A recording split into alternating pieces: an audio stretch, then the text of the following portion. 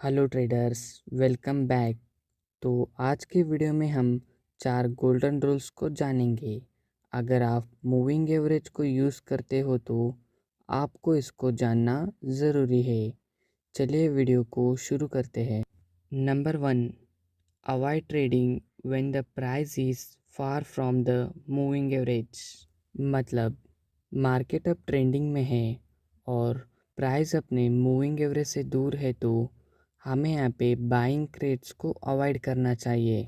For example, यहाँ देखिए price up trend में है और हमारे चार्ट में 50% मूविंग एवरेज भी अप्लाई है और प्राइस इस मूविंग एवरेज को रेस्पेक्ट कर रहा है। तो हमें कैसे पता लगा? सिंपली दोज 2 पॉइंट्स, मतलब प्राइस यहाँ पे 2 बार इस मूविंग एवरेज के साथ रिएक्ट कर चुका है, तो हम यहाँ पे इसको बोल सकते हैं कि प्राइस इस मूविंग एवरेज को रेस्पेक्ट कर रहा है।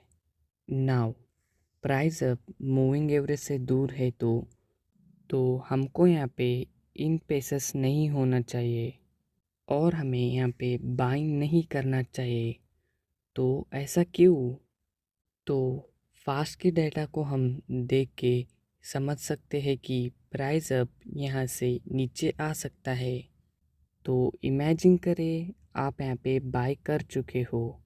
अगर प्राइस फिर से अपने मूविंग एवरेज तक आ जाता है तो आपका यहाँ पे स्टॉप लॉस हिट हो सकता है।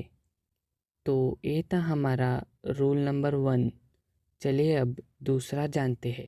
Rule number 2, use a moving average as an area of value in trending market। तो इसका मतलब क्या है? जैसे मैंने आपको बताया, प्राइस मूविंग एवरेज से दूर है तो हमें यहाँ पे बाई नहीं करना चाहिए। नाउ द क्वेश्चन इज़, कब हमें ट्रेड लेना चाहिए? तो हमें मूविंग एवरेज को एरिया ऑफ वैल्यू की तरह ट्रीट करना है। तो जब प्राइस दोबारा हमारे मूविंग एवरेज पर आता है तो तब हम अदर प्राइसेस के ऊपर ट्रेड ले सकते हैं। Rule number 3, there is no best moving average. आइए जानते हैं। तो बहुत लोग मुझे कमेंट्स में पूछते हैं कि कोई सा मूविंग एवरेज बेस्ट है। The reality is there is no best moving average.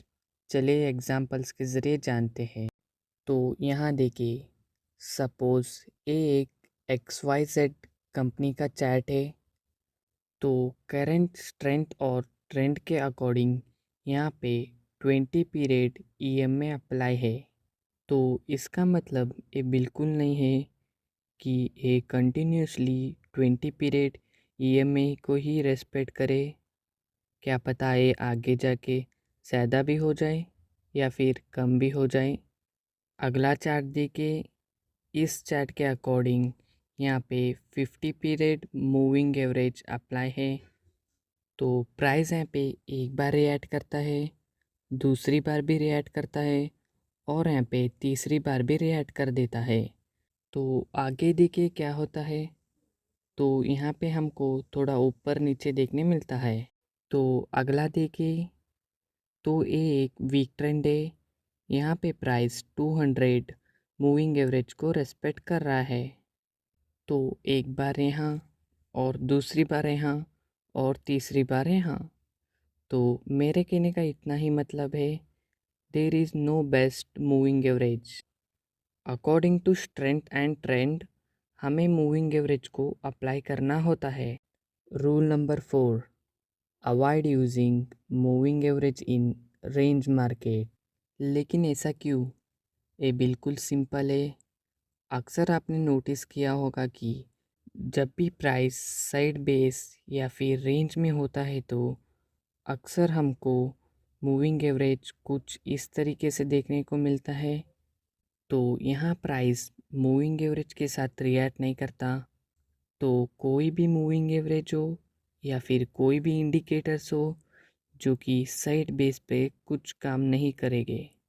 तो ये थे कुछ 4 गोल्डन रूल्स जो कि आपको मूविंग एवरेज यूज़ करते समय काम आएंगे। तो आई होप वीडियो आपको पसंद आया होगा। अगर वीडियो पसंद आया तो लाइक एंड सब्सक्राइब करना ना भूलेगा। चलिए मिलते हैं नेक्स्ट वीडियो में, तब तक के लिए बाय बाय।